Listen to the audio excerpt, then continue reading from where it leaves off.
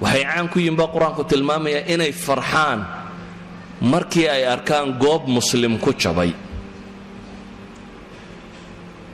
guusha gaaleediya ay ku raynrayn bilaabaan markay arkaan. haddaad sifadaa iska dareento aad aragto meel muslim ku jabay adigoo faraxsan, waa sifa min sifaati almunaafiqiin.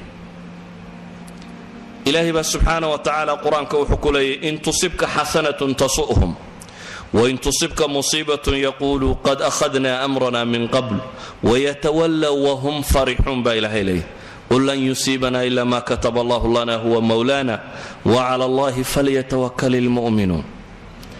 haddii wanaag idin hela baa ilaahay leeyay subxaanahu wa tacaala oo muslimku uu guulaysto dadka ka naxa waa iyaga baa ilaahay yidhi tasu'hum.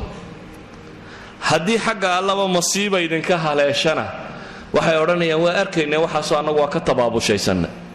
waxay jeesanayaan baa ilaahay leeyay iyagoo weliba faraxsan. idan muslim jabkii gaal baa ku farxa, muslim jabkii munaafiq baa ku farxa.